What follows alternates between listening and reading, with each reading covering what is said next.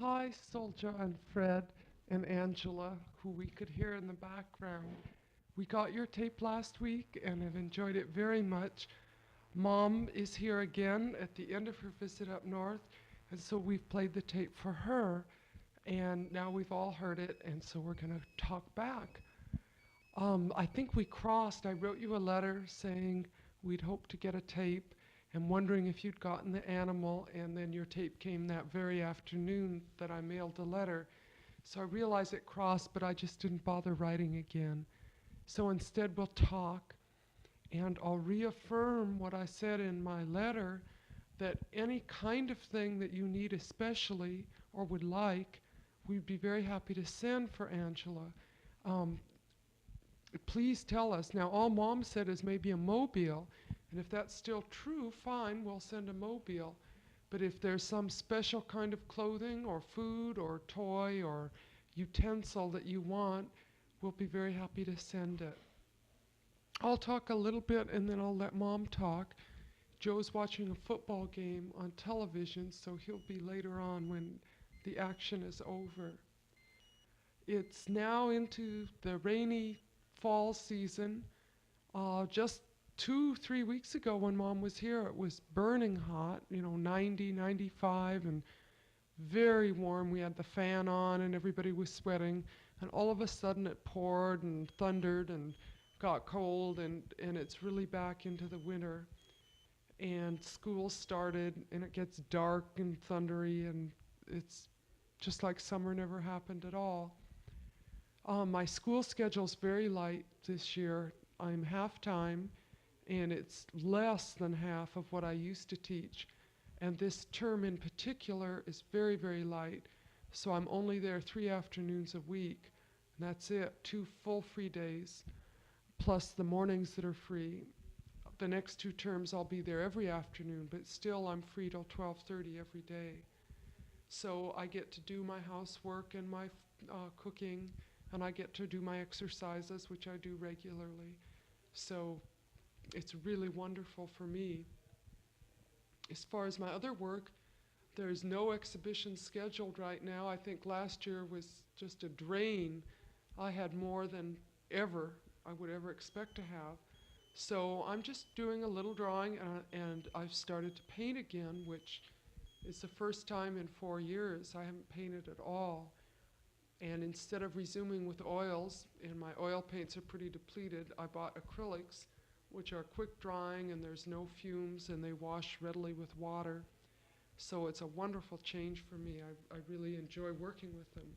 And I can rework a painting right away because it dries so fast. So I'm starting that, and I'm still drawing, but no big exhibition news. Joe had an exhibit of photographs at a local gallery that just shows photographs, and that's down now. Um, he hasn't been out taking pictures in the last month or two, but before that he was a lot. But other than that, we've just been puttering on the house and finishing up the outside and contemplating working on the upstairs, which still isn't painted after almost 3 years. And we're just getting so tired of it, and yet we just don't have the energy to do it. So we're thinking we might even contract it out. I don't know. But oh, yeah, we just got a couch. We've never had one. We had one chair and then kind of a straight chair, like a deck chair, and that was it. And everything else was sitting on the floor, which is perfectly fine, except that we kind of longed for a couch where you could stretch out. It had gotten so that on regular weeknights, I would pull out the breadboard and stack all the dishes on the breadboard and schlep everything upstairs so that we could relax and watch TV, watch the news, and read comfortably. So we'd be sitting in bed, and I'd put a tablecloth on the bed so we wouldn't drip tomato sauce on the sheets. And it got to be quite a harangue every day, dragging upstairs with this board of food and clearing it off and up and down the stairs. So now we have a couch, and now we're kind of permanently affixed in front of the couch. Joe and I can both recline on it at the same time. It's so big. We were able to get about 40% off which really helped because it was a beautiful leather couch and it's all puffy and munchy and lots of little buttons, and it's very, very comfortable. So we've been rearranging, and we finally have a real living room with a couch in it, which is kind of pleasant. And it smells good, although the new leather smell is wearing off very quickly. I can't think of anything special to tell you right now, so I'll turn it over to Mom. Hello, Suljan, Fred, and Angela Lee. Here I am back in Portland and just finished hearing your tape. And I enjoyed listening to it very much, especially hearing little Angela Lee's voice in the background. She sounded wonderful to me, and you all sounded very, very wonderful to me. It was good hearing your voice. Uh, I was up in Tacoma, as you know, and also went over to Spokane, and I saw my brother and his wife and Aunt Sarah, who isn't feeling too well but getting along, and of course Aunt Elaine and Uncle Is told me again how much uh, they appreciated your having Denny there. And I told them that I was disgusted with Denny that he is no letter writer. But she says, well, he never wrote to them all the time he was over there, too. But anyway, that's water under the bridge. Right now, Denny is in New York. He went over there to visit some friends. I don't know whether he's going to go to school or get a job or what he's going to do. When I hear what he's doing, I'll let you know.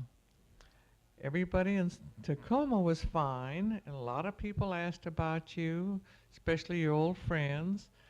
I have to give Denny your address. He didn't seem to have your new address. And I saw him in Temple, and I saw Henry Hawes and his wife and children at Temple at the services. And so I saw your peers, and then of course all our old friends, family friends were there, and of course everybody's growing up on us, all the kids. Your nephews and nieces are really grown this last year. Lisa's a beautiful young lady, getting to be a beautiful young lady. She's a teenager now, wearing all the mod clothes, and her hair is long and wavy. She's really a very pretty girl. And Todd's a heavy-set uh, senior uh, president. He's president of the senior class. Mark is running for president for the sophomore class, and I won't know until later on just how he comes out. And those kids are all Machers, just like all the rest of the Warnicks, or anyway, like